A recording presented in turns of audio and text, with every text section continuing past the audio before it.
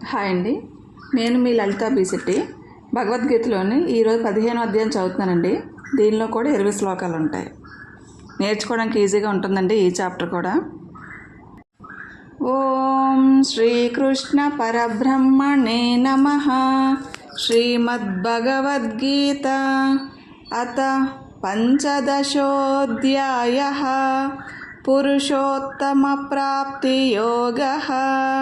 శ్రీభగవానువాచ ఊర్ధ్వమూలమదః శాఖम् అశ్వత్థం ప్రాహురవ్యయం. ఛందాంసి యస్య పర్ణాని యస్తం వేద స వేదవిత్.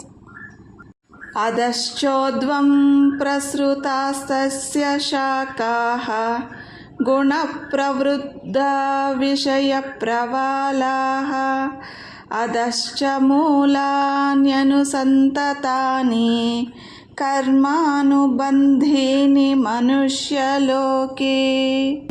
న రూపమస్యేహ తతోపలభ్యతే. నాంతో న చాదిర్న చ సంప్రతిష్ఠా. అశ్వత్థమేనం సువిరూఢమూలం అసంగశస్త్రేణ దృఢేన చిత్వా. తతః పదం తత్పరిమార్గితవ్యం యస్మిన్ గతా న నివర్తంతి భూయః. తమేవ చాద్యం పురుషం ప్రపద్యే యతః ప్రవృత్తి ప్రసృతా పురాణి.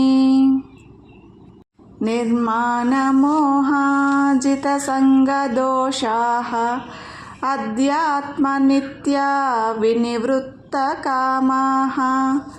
ద్వంద్వైర్విముక్తాః సుఖదుఃఖసంజ్ఞైః గచ్చన్త్యమూఢా పదమవ్యయం తత్. న తద్భాసయతే సూర్యః న శశాంకో న పావకః. యద్గత్వా న నివర్తంతే తద్ధామ పరమం మమ. మమైవాంశో జీవలోకే జీవభూతః సనాతనః. మనఃషష్టాణీంద్రియాణి ప్రకృతిస్థాని కర్షతి. శరీరం యదవాప్నోతి యచ్చాప్యుత్క్రామతీశ్వరః. గృహీత్వైతాని సంయాతి వాయుర్గంధాని వాశయాత్.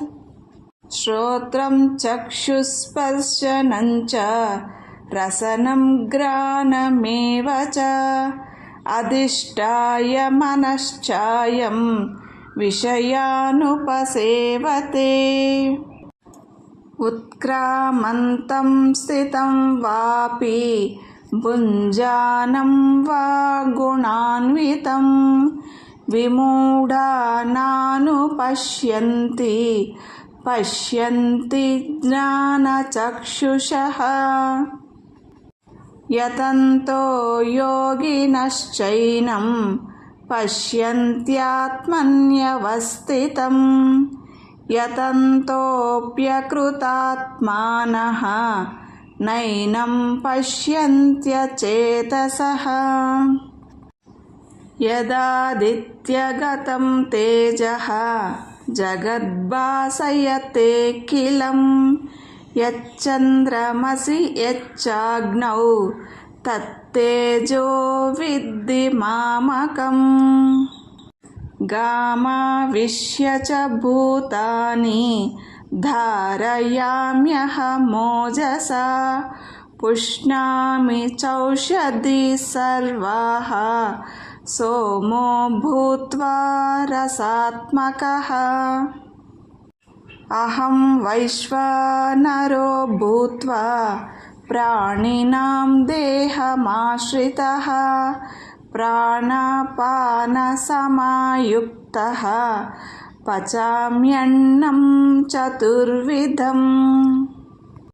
सर्वस्य चाहं हृदि सन्निविष्टः मत्तस्मृतिर्ज्ञानमपोहनं च वेदैश्च सर्वैरहमेव वेद्यः वेदान्तकृद्वेदविदेव चाहम् द्वाविमौ पुरुषौ लोके क्षरश्चाक्षर एव च क्षरः सर्वाणि भूतानि कूटस्थोऽक्षर उच्यते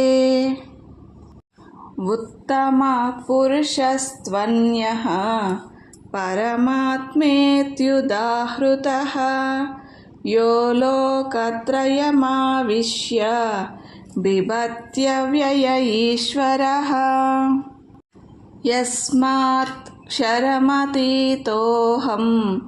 अक्षरादपि चोत्तमः अतोऽस्मि लोके वेदे च प्रतितः पुरुषोत्तमः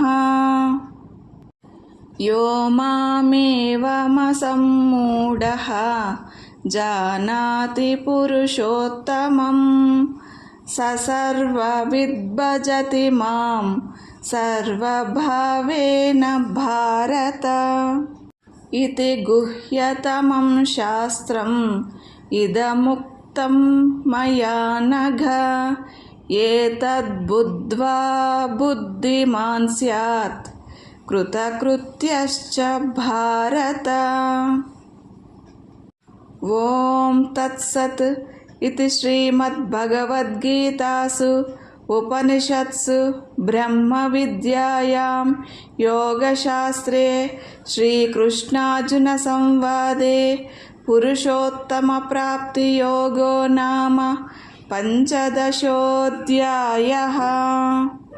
ओम श्रीकृष्णार्पणमस्तु।